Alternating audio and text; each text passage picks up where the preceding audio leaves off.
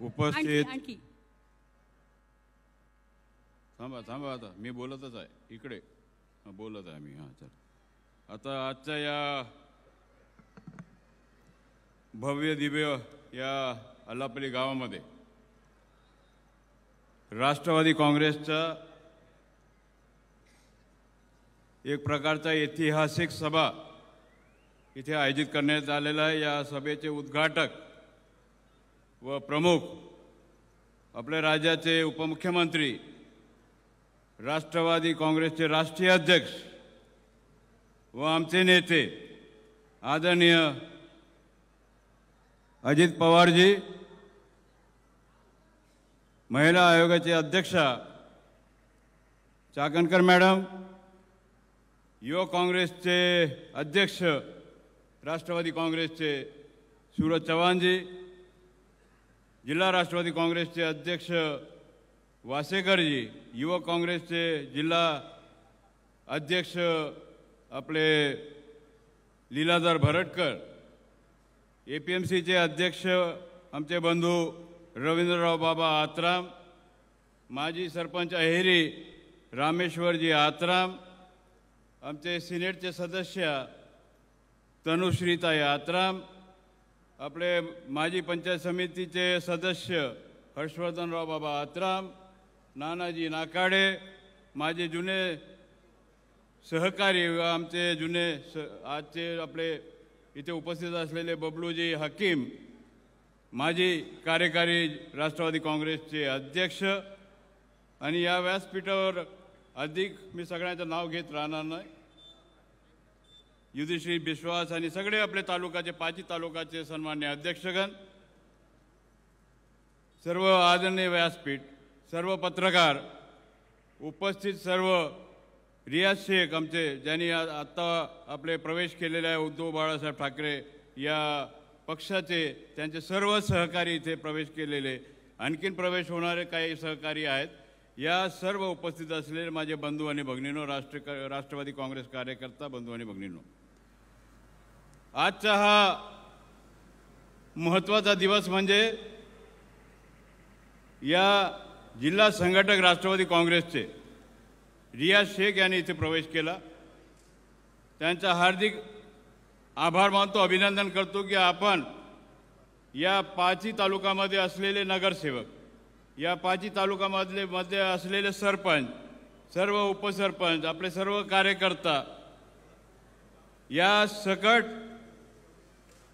आपण या राष्ट्रवादी काँग्रेसमध्ये आपण अजितदादा पवार यांच्यावर विश्वास ठेवून आपण प्रवेश केला, त्याबद्दल आपला सर्वांचा हार्दिक आभार मानतो, अभिनंदन करतो आणि आपल्याला विश्वास देतो की आपल्याला सगळ्यांना घेऊन आपण या जिल्ह्याचा विकास करण्याकरता आम्ही तत्पर राहणार आहोत, हे आपल्याला विश्वाससुद्धा या निमित्ताने देतो. मी काय जास्त बोलणार नाही, दादांना बोलायचं आहे. सगळं आपलं राज्य सरकारकरता जे बजेट सर्वसामान्य महिलांकरता दिलेलं बजेट आहे, दादांनी आपलं सर्वसामान्य आपले जे भाऊ आहेत, बहिणी आहेत, भाऊ शेतकरी भाऊ आहेत, या सर्वांकरता जे योजना दिले दादा आपल्या मुखातून ते सांगतीलच. परंतु मी आपल्याला सांगू इच्छितो की मागील या महिन्यामध्ये 18 तारखेला आपण जे जॉब कार्डच्या वतीने जे आपण लोकांचा नोकरीचा एक कार्यक्रम इथे ठेवला होता, जवळजवळ 15,000 लोक इथे आले होते आणि त्याच्यामध्ये जवळजवळ 5,000-5,500 लोकांनी इंटरव्ह्यू दिला होता. त्यापैकी 1,351 लोकांनी त्याच्यामध्ये त्या लोकांना नोकरीचा आपण त्यांना आपला आदेश दिला. त्याच्यामध्ये 1,200 लोक वेटिंगमध्ये आहेत आणि पुढे 365 दिवसाकरता आपण त्यांना जॉब कार्ड दिलेला आहे, जिथे की आपण ते ऑनलाईन जाऊन आपला ते जर आपण फोनवर आपण क्लिक केलं तर हा तुम्हाला 365 दिवस जितके जॉब असतील या 365 दिवसापर्यंत तुम्हाला सगळं जॉब आपला मोबाईलमध्ये आपल्याला सगळं माहिती मिळेल आणि त्या दृष्टिकोनातून आपल्याला त्या नोकरीमध्ये आपल्याला भाग घेता येईल आणि आपल्याला त्याच्यामध्ये आपल्याला प्रवेश घेता येईल. हे सुद्धा आपण केलेलं आहे. हे सर्व करत असताना आपल्याला महत्त्वाचं म्हणजे या क्षेत्रामध्ये जे अतिक्रमणाचे पट्टे आहेत, जबरदस्तीचे पट्टे आहेत, जे जंगलामध्ये आपण शेती केलेलं आहे, जवळजवळ 50 वर्षापासून आपण शेती करत आहोत, त्या लोकांकरता आपण जवळजवळ 25,000 लोकांना या जिल्ह्यामध्ये आपण पट्टे वाटप करायचं सुद्धा काम फार मोठ्या प्रमाणात केलेलं आहे. चाहे आदिवासी असेल, गैरआदिवासी असेल, त्या सगळ्यांना न्याय देण्याचा भूमिका आम्ही लोकांनी केलेला, त्याच्याकडे कदापि आपल्याला विसरता येणार नाही. येतात, वारा येत राहते, लोक या पक्षातून सोडून जात राहतात, परंतु आम्हाला त्याच्याकडे काय लक्ष द्यायची आवश्यकता नाही. कोणी आमचे घरचे लोक मला वापरून दुसऱ्या पक्षामध्ये जाणार आहेत. या जमिनीमध्ये सुद्धा ते आमचे ते जुने प्रदेशचे अध्यक्ष येणार आहेत. जे लोक पक्षफोडीचा कार्यक्रम केले 40 वर्ष, त्या पक्षाचे नेते, जे लोक घरफोडीचे कार्यक्रम घेतलेले आहेत, आता नुकताच आता घेणार आहेत, त्या घरफोडी करून माझ्या स्वतःच्या मुलीला माझ्या विरोधामध्ये उभा करायचा धंदा या राष्ट्रवादी काँग्रेस हे लोक प्रयत्न करत आहेत. त्यांच्यावर कदापि तुम्ही सगळ्यांनी विश्वास ठेवायचा नाही. आमच्या जावाईवर आणि माझ्या मुलीवर सुद्धा विश्वास ठेवायचा नाही. या लोकांनी आपला धोका दिलेला आहे. या लोकांनी धोका दिलेला आहे. त्या लोकांना बाजूला प्राणहिता नदी आहे, त्या प्राणहिता नदीमध्ये सगळ्यांनी फेकून दिला पाहिजे आणि सरळ गोदावरीला निघून सगळं आपल्या समुद्रामध्ये निघाला पाहिजे. या दृष्टिकोनातून आपल्याला काम करावं लागेल. हे काय चाललंय? ठीक आहे, पक्ष फोडीचा कार्यक्रम तुमचा झाला आणि घर फोडायचा सक्का मुलीला तुम्ही बाजूला घेऊन आमच्या बापाच्या विरोधामध्ये जेही पोरगी आपला बापाचा होऊ शकला नाही, ते तुमचा कसा होणार आहे ह्याचा तुम्हाला विचार करावा लागेल. काय तुम्हाला न्याय देणार आहे लोकांना? जी पोरगी आपला होऊ शकला नाही बापाच्या, तुम्हाला लोकांचा काय न्याय देणार आहे, तुमचं काय काम करणार आहे ह्याचा सुद्धा तुम्हाला पुढे विचार करावा लागेल. नाही मी आगे छू, थांबा. तर हे सगळं आपल्याला करायचं आहे आणि हे सर्व करत असताना दादा आपल्याला इतकंच विनंती करतो, मागे आपण हे 100 बेडेड हॉस्पिटल जे इथे बांधलेलं आहे, जवळजवळ 2 महिना झालेला आहे, महिला हॉस्पिटल आहे, त्यांचं जे पद रिक्त आहेत,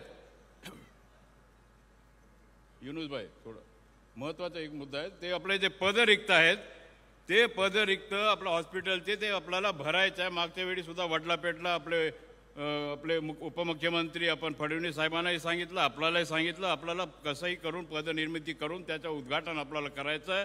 पुन्हा आपल्याला हेरीला यावं लागेल असं प्रकारचं आपल्याला सांगू इच्छितो. आणि हे जे महत्त्वाचं म्हणजे जवळजवळ 20 वर्षापासून महाराष्ट्रातील जे कामगार आपले ग्राम रोजगार जे काम करत आहेत, त्याच्यामध्ये जवळजवळ 12 ते 13 हजार लोक आहेत. त्यांच्याकरता कुठेतरी आपल्याला विचार करावा लागेल, कारण की या सगळं जंगल क्षेत्रामध्ये आपला नक्षल क्षेत्रामध्ये काम करत आहेत. बाकी पूर्ण म्हणजे महाराष्ट्रामध्ये 12 ते 15 हजार लोक आहेत.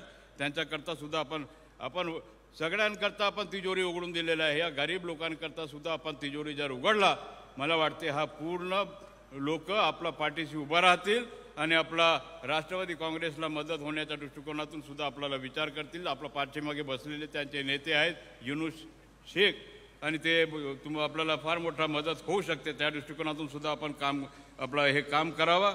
बाकी सगळं अधिक मी काय बोलणार नाही. आपल्याला परत जायचं आहे. आता पुढे मला महिनाभर बोलायचं आहे, आणखी महिना म्हणजे इलेक्शन लागेपर्यंत मला बोलतच राहणार आहे आणि ते राहावं लागणार आहे. परंतु मी आपल्याला खबरदार केलेलं आहे, मला माझ्या नावाचा वापर करून कोणीही आला तर त्या लोकांना आपल्या दारातून बाहेर काढा, गावातून बाहेर काढा, हे सांगण्याकरता मी इथे उभा. जास्त मला काही बोलायचं नाही. होत आहे खुर्ची एक आहे, एक खुर्ची आहे, एक खुर्चीवर कोणाला बसायचं आहे ते बसत असताना मी माझ्या तलवार म्यानातून काढलेला आहे आणि माझ्या तलवारला दोन्ही बाजू धार आहे. सिंगल धारवाला नाही, डबल धारवाला आपला तलवार आहे. त्या दृष्टिकोनातून मी या राजकारणामध्ये आम्ही विसरणार नाही की हा आमचा मुलगी आहे, हा माझा बाप आहे, हा माझा भाव आहे, माझ्या बहीण आहे. हे सगळं आम्ही काय विचार करणार नाही. जे माझ्या त्या खुर्चीवर बसायला पाहतील त्यांना बाजूला करायचं काम मी करणार आहोत. म्हणून हे मी काम केलं, इमाने इतबारे काम केलं. 50 वर्ष या भूमीचं रक्षण करण्याच्या दृष्टिकोनातून, या भूमीमध्ये राहणारा गरीब आदिवासी माणसाला न्याय देण्याच्या दृष्टिकोनातून मी सतत काम करत आलेलो आहोत. आणि मध्ये येऊन हे जर असं प्रकारचं वातावरण तयार करत असतील तर त्या लोकांना आपल्याला वाट लावायचं काम पुढे त्या कालावधीमध्ये करावं लागेल. अशा प्रकारचं आपल्या सर्व जनतेला मी आवाहन करतो. आणि शेवटचा श्वास असेपर्यंत एक मुलगी गेला तरी चालेल, एक मुलगी माझ्याकडे आहे, दुसरी माझा मुलगाही मागे बसलेला आहे, आणि दोघंही असल्यानंतर माझा एक भाऊ, सक्का भाऊ जो विरोधात गेला तो सुद्धा माझ्या मागे उभा झालेला आहे. आणि माझ्या भावाचा चुलत भावाचा मुलगा रामेश्वरराव आत्राम ते सुद्धा त्यांच्या जोडीला माझ्या पाठीमागे एक गेलं तर माझ्याकडे फौज तयार झालेल्या घराचा पूर्ण घर माझ्या आत्राम घराणा पुरा एकत्रित झालेला आहे आणि पूर्ण आत्राम घराणा या हलगेकर लोकांना नदीमध्ये टाकल्याशिवाय राहणार नाही हे आता मी तुम्हाला सांगू इच्छितो. जय सेवा, जय भीम, जय विदर्भ.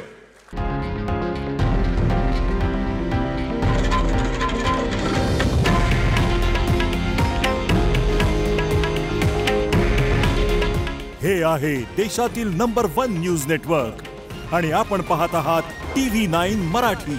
काळजी तुमची, हित महाराष्ट्राचं.